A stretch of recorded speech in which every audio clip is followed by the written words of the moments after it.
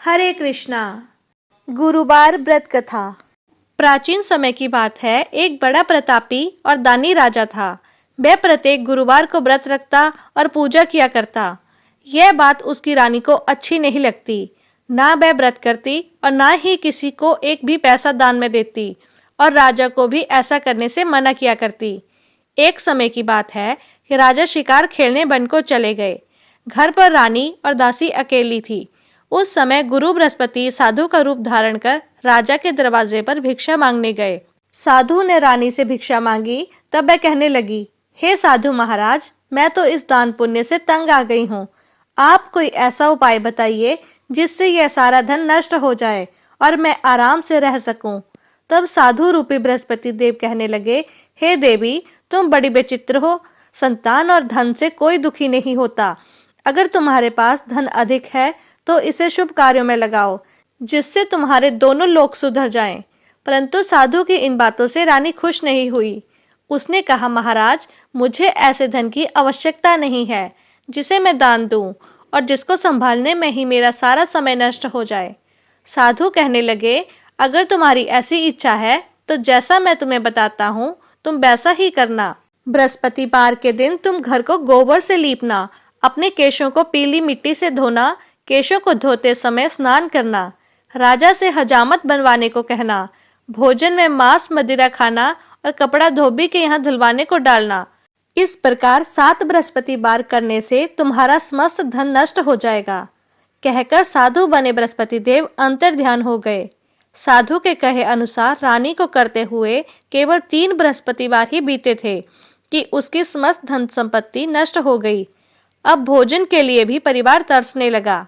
एक दिन राजा रानी से बोला, हे रानी, तुम यहीं रहो, मैं दूसरे देश को जाता हूँ, क्योंकि यहाँ पर मुझे सभी जानते हैं, इसलिए मैं कोई छोटा कार्य नहीं कर सकता। ऐसा कहकर राजा परदेश चला गया। वहाँ वह जंगल में लकड़ी काट कर लाता और शहर में बेचता। इसी तरह वह अपना जीवन बिताने लगा। इधर राजा के बिना रानी और दासी दुखी रहने लगी।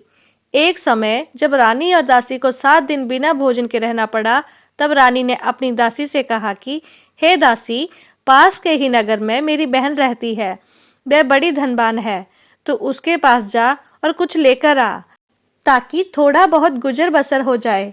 दासी रानी की बहन के पास गई। उस दिन बृहस्पतिवार था। रानी की बहन उस समय बृहस्पतिवार की कथा सुन रही थी। दासी ने रानी की बहन को अपनी रानी का संदेश दिया, लेकिन रानी की बहन ने कोई उत्तर नहीं दिया। जब दासी को रानी की बहन से कोई उत्तर नहीं मिला तो वह बहुत दुखी हुई। उसे क्रोध भी आया। दासी ने वापस आकर रानी को सारी बात बताई। सुनकर रानी ने अपने भाग्य को कोसा। उधर रानी की बहन ने सोचा कि मेरी बहन की दासी आई थी, परंतु मैं उससे नहीं बोली, इससे वह बहुत दुखी हुई होगी। कथा सुनकर और पूजा समाप्त कर वह अपनी बहन के घर गई और कहने लगी, हे बहन, मैं बृहस्पतिवार का व्रत कर रही थी। तुम्हारी दासी गई, परंतु जब तक कथा होती है तब तक न उठते हैं न बोलते हैं, इसलिए मैं नहीं बोली। कहो दासी, क्यों गई थी? तब रानी कहने लगी, बहन, हमारे घर में अनाज नहीं था। ऐसा कहते कहते रानी की आंखें भर आई। उसने दासियों समेत भूखा रहने की बात भी अपनी बहन को बताई। रानी की बहन बोली, बहन देखो, बृहस्पति देव भगवान सबकी मनोकामनाएं पूर्ण करते हैं। देखो, शायद तुम्हारे घर में भी अनाज रखा हो। यह सुनकर दासी घर के अंदर गई तो वहां उसे एक घड़ा अनाज का भरा मिला। उसे बड़ी हैरानी हुई, क्योंकि उसने तो एक एक बर्तन देख लिया था। उसने बाहर आकर रानी को सारी बात बताई। दासी रानी से कहने लगी, हे रानी, जब हमको भोजन नहीं मिलता था तो हम व्रत ही तो करते थे, इसलिए क्यों ना इनसे व्रत की कथा और विधि पूछ ली जाए। हम भी व्रत करेंगे। दासी के कहने पर रानी ने अपनी बहन से बृहस्पतिवार के व्रत के बारे में पूछा। उसकी बहन ने बताया, बृहस्पतिवार के व्रत में चने की दाल और मुनक्का से विष्णु भगवान का केले की जड़ में पूजन करें और दीपक जलाएं, पीला भोजन करें और कथा सुनें। इससे बृहस्पति देव भगवान प्रसन्न होते हैं और मनोकामना पूर्ण करते हैं। व्रत और पूजन की विधि बताकर रानी की बहन अपने घर लौट आई।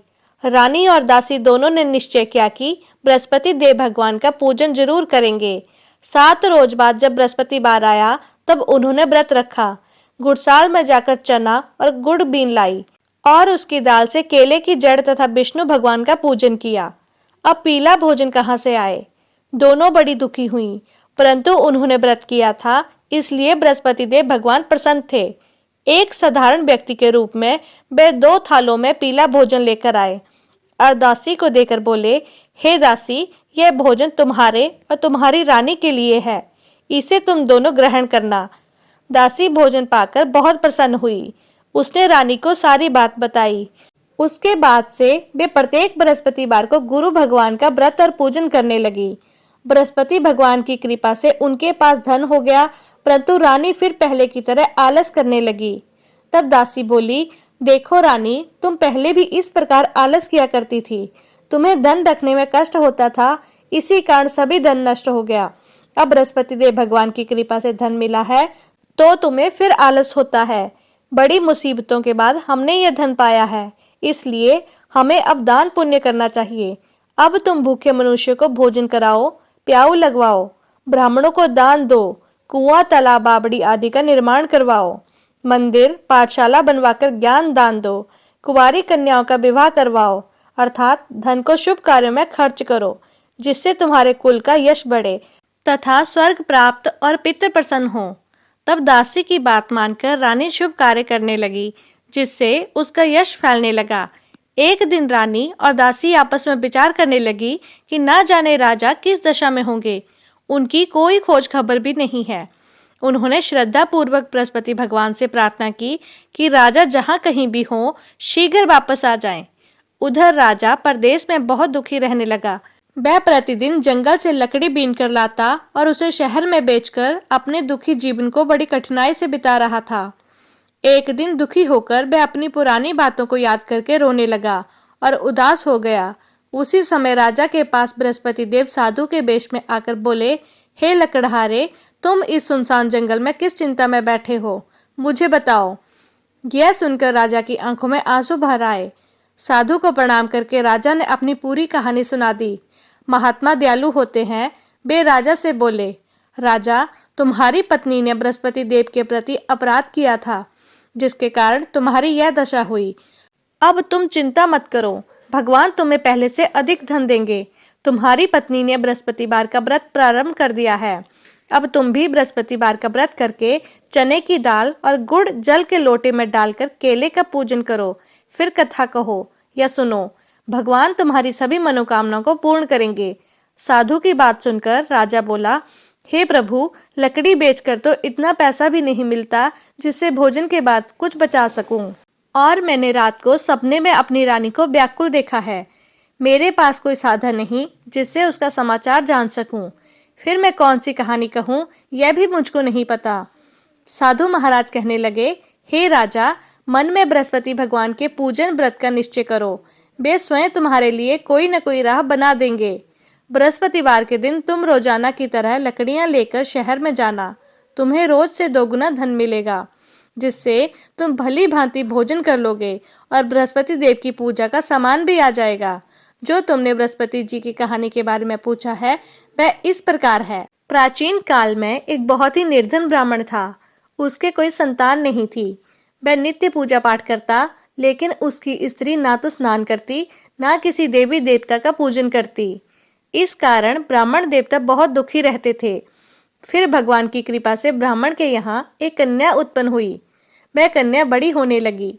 प्रातः काल स्नान करके वह भगवान विष्णु का जाप करती, बृहस्पतिवार का व्रत भी करती।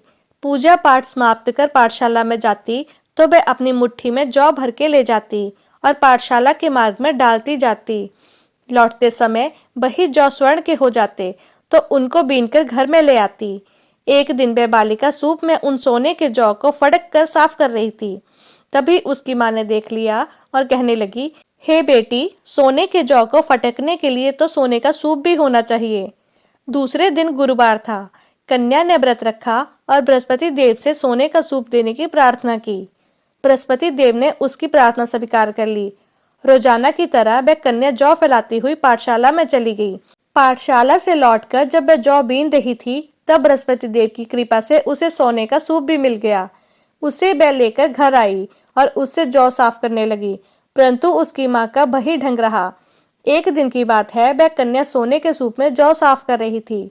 उस समय उस नगर का राजकुमार वहां से निकला। कन्या के रूप और कार्य को देखकर वह उस पर मोहित हो गया। राजमहल आकर वह भोजन तथा जल त्याग कर उदास होकर लेट गया। राजा को जब राजकुमार द्वारा अन्न जल त्यागने का समाचार ज्ञात हुआ, तब वह अपने मंत्रियों के साथ अपने पुत्र के पास गया और कारण पूछा। राजकुमार ने राजा को उस लड़की के घर का पता भी बता दिया। मंत्री उस लड़की के घर गया। मंत्री ने ब्राह्मण के समक्ष राजा की ओर से निवेदन किया और कुछ ही समय बाद ब्राह्मण की कन्या का विवाह राजकुमार के साथ संपन्न हो गया। कन्या के घर से जाते ही ब्राह्मण देवता के घर में पहले की तरह गरीबी का निवास हो गया। एक दिन दुखी होकर ब्राह्मण अपनी पुत्री से मिलने गए। बेटी ने पिता की दुखी अवस्था को देखा और अपनी माँ का हाल पूछा। ब्राह्मण देवता ने सभी हाल कह सुनाया। तब कन्या ने बहुत सा धन देकर अपने पिता को विदा कर दिया, लेकिन कुछ दिन के बाद ही फिर वही हाल हो गया। ब्राह्मण फिर अपनी कन्या के यहाँ गया और सभी हाल कहा, तो पुत्री बोली, हे पिताजी, आप माता जी को यहाँ लाओ और मैं उन्हें विधि बता दूंगी जिससे गरीबी दूर हो जाए। ब्राह्मण देवता अपनी पत्नी को साथ लेकर अपनी पुत्री के पास राजमहल में पहुंचे। तब पुत्री अपनी माँ को समझाने लगी, हे माँ, तुम प्रातः काल स्नान आदि करके भगवान विष्णु का पूजन करो तो सब दरिद्रता दूर हो जाएगी। परंतु उसकी माँ ने उसकी एक भी बात नहीं मानी। वह प्रातः काल उठकर अपनी पुत्री की बची जूठन को खा लेती। एक दिन उसकी पुत्री को बहुत गुस्सा आया। उसने अपनी माँ को एक कोठरी में बंद कर दिया। प्रातः उसे स्नान आदि कराकर पूजा पाठ करवाया तो उसकी माँ की बुद्धि ठीक हो गई। इसके बाद वह नियम से पूजा पाठ करने लगी और प्रत्येक बृहस्पतिवार को व्रत रखने लगी। इस व्रत के प्रभाव से मृत्यु के बाद वह स्वर्ग को गई। वह ब्राह्मण देवता भी सुखपूर्वक इस लोक का सुख भोग कर स्वर्ग को प्राप्त हुए। इस तरह कहानी कहकर साधु बने देवता वहां से अलोप हो गए। धीरे धीरे समय बीतने पर फिर बृहस्पतिवार का दिन आया। राजा जंगल से लकड़ी काटकर शहर में बेचने गया। उसे उस दिन और दिनों से अधिक धन मिला। राजा ने चना गुड़ आदि लाकर बृहस्पतिवार का व्रत किया। उस दिन से उसके सभी कलेश तुरंत दूर हो गए। परंतु जब अगले गुरुवार का दिन आया तो वह बृहस्पतिवार का व्रत करना भूल गया। इसी कारण बृहस्पति भगवान नाराज हो गए। उस दिन उस नगर के राजा ने विशाल यज्ञ का आयोजन किया था तथा अपने समस्त राज्य में घोषणा करवा दी थी कि सभी मेरे यहाँ भोजन करने आए, किसी के घर चूल्हा न जले और इस आज्ञा को जो ना मानेगा उसको फांसी की सजा दी जाएगी। राजा की आज्ञा अनुसार राज्य के सभी निवासी राजा के भोज में सम्मिलित हुए, लेकिन लकड़हारा कुछ देरी से पहुंचा, इसलिए राजा उसको अपने साथ महल ले गए। जब राजा लकड़हारे को भोजन करा रहे थे, तब रानी की दृष्टि उस खूंटी पर पड़ी जिस पर उसका हार लटका हुआ था। उसे हार खूंटी पर लटका दिखाई नहीं दिया। रानी को निश्चय हो गया कि मेरा हार इसी लकड़हारे ने चुरा लिया है। उसी समय सैनिकों को बुलवाकर उसको जेल में डलवा दिया। अब लकड़हारा जेल में विचार करने लगा कि ना जाने कौन से पूर्व जन्म के कर्म से मुझे ये दुख प्राप्त हुआ है, और जंगल में मिले साधु को याद करने लगा। तत्काल बृहस्पति देव साधु के रूप में प्रकट हो गए और कहने लगे, अरे मूर्ख, तूने बृहस्पति देवता की कथा नहीं की और उसी कारण से तुझे यह दुख प्राप्त हुआ है। अब चिंता मत कर, बृहस्पतिवार के दिन जेल खाने के दरवाजे पर तुझे 4 पैसे पड़े मिलेंगे। उनसे तू बृहस्पतिवार की पूजा करना तो तेरे सभी कष्ट दूर हो जाएंगे। अगले बृहस्पतिवार उसे जेल के दरवाजे पर 4 पैसे मिले। राजा ने पूजा का सामान मंगाकर कथा कही और प्रसाद बांटा। उसी रात में बृहस्पति देव ने उस नगर के राजा को स्वप्न में कहा, हे राजा, तूने जिसे जेल में बंद किया है उसे कल छोड़ देना, वह निर्दोष है। राजा प्रातःकाल उठा और खूंटी पर हार टंगा देखकर लकड़हारे को बुलाकर क्षमा मांगी तथा राजा के योग्य सुंदर बस्तर आभूषण भेंट करके उसे विदा किया। गुरुदेव की आज्ञा अनुसार राजा अब अपने नगर को चल दिया। राजा जब नगर के निकट पहुंचा तो उसे बड़ा आश्चर्य हुआ। नगर में पहले से अधिक बाग, तालाब तथा कुएं, बहुत सी धर्मशालाएं, मंदिर आदि बने हुए थे। राजा ने पूछा, ये किसका बाग और धर्मशाला है? तब नगर के सभी लोग कहने लगे, यह सब रानी और दासी द्वारा बनवाए गए हैं। राजा को आश्चर्य हुआ और गुस्सा भी आया कि उसकी अनुपस्थिति में रानी के पास धन कहाँ से आया। उधर जब रानी ने यह खबर सुनी कि राजा आ रहे हैं तो उसने अपनी दासी से कहा, हे दासी, देख, राजा हमको कितनी बुरी हालत में छोड़कर गए थे, वह हमारी ऐसी हालत देखकर कहीं लौट न जाएं, इसलिए तू दरवाजे पर खड़ी हो जाना। रानी की आज्ञा अनुसार दासी दरवाजे पर खड़ी हो गई और जब राजा आए तो उन्हें अपने साथ महल में लाई। तब राजा ने क्रोध करके अपनी तलवार निकाली और पूछने लगा, बताओ यह धन तुम्हें कैसे प्राप्त हुआ। तब रानी ने सारी कथा कह सुनाई। राजा ने निश्चय किया कि मैं रोजाना दिन में 3 बार कहानी कहा करूंगा और रोज व्रत किया करूंगा। अब हर समय राजा के दुपट्टे में चने की दाल बंधी रहती तथा दिन में 3 बार कथा कहता। एक रोज राजा ने विचार किया कि चलो अपनी बहन के यहाँ हो आए। इस तरह निश्चय करके वह राजा घोड़े पर सवार होकर अपनी बहन के यहाँ चल दिया। मार्ग में उसने देखा कि कुछ आदमी एक मुर्दे को लेकर जा रहे हैं। उन्हें रोककर राजा कहने लगा, अरे भाइयों, मेरी बृहस्पतिवार की कथा सुन लो। वे बोले, लो, हमारा तो आदमी मर गया है, इसको अपनी कथा की पड़ी है। परंतु कुछ आदमी बोले, अच्छा कहो, हम तुम्हारी कथा भी सुनेंगे। राजा ने दाल निकाली और अपनी कथा कहनी शुरू कर दी। जब कथा आधी हुई तो मुर्दा हिलने लगा। जब कथा समाप्त हुई तो राम राम कह के वह मनुष्य खड़ा हो गया। राजा आगे बढ़ा। उसे चलते चलते शाम हो गई। आगे मार्ग में उसे एक किसान खेत में हल चलाता मिला। राजा ने उसे भी कथा सुनने का आग्रह किया, लेकिन वह नहीं माना। राजा आगे चल पड़ा। राजा के हटते ही बैल पछाड़ खाकर गिर गए और किसान के पेट में जोर से दर्द होने लगा। उसी समय किसान की माँ रोटी लेकर आई। उसने जब देखा तो अपने पुत्र से सब हाल पूछा। बेटे ने सभी हाल बता दिया।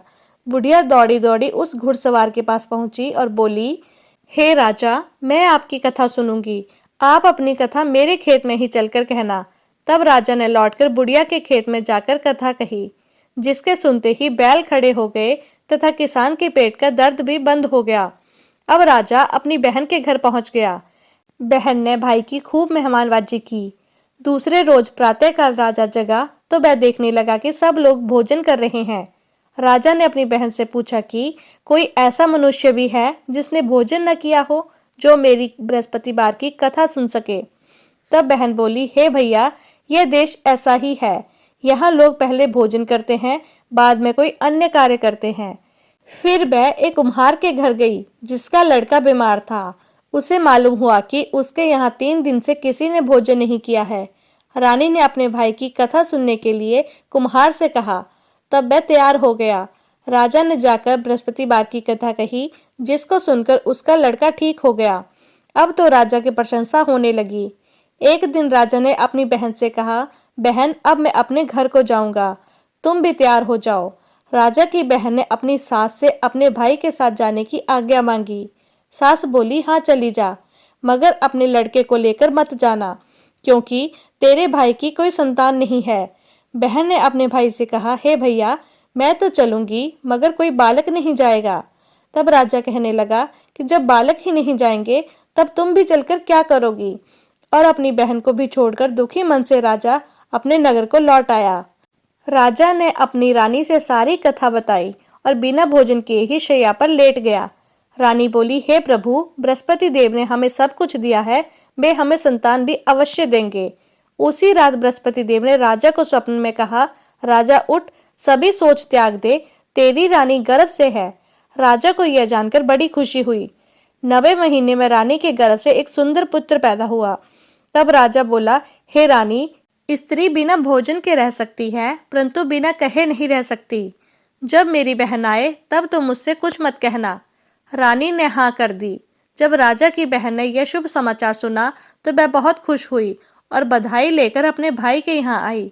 रानी ने तब उसे आने का उलाहना दिया। जब भाई अपने साथ ला रहे थे तब तो टाल गई, उनके साथ नहीं आई और आज अपने आप ही भागी भागी बिना बुलाए आ गई। तब राजा की बहन बोली, भाई, मैं इस प्रकार ना कहती तो तुम्हारे घर में औलाद कैसे होती। बृहस्पति देव सभी की मनोकामनाएं पूर्ण करते हैं। जो सद्भावना पूर्वक बृहस्पतिवार का व्रत करता है, कथा पढ़ता है अथवा सुनता है और दूसरों को सुनाता है, बृहस्पति देव उसकी सभी मनोकामनाएं पूर्ण करते हैं। अगर आपको ये जानकारी पसंद आई हो तो वीडियो को लाइक करें, चैनल को सब्सक्राइब करें और बेल आइकन को प्रेस करना ना भूलें। धन्यवाद।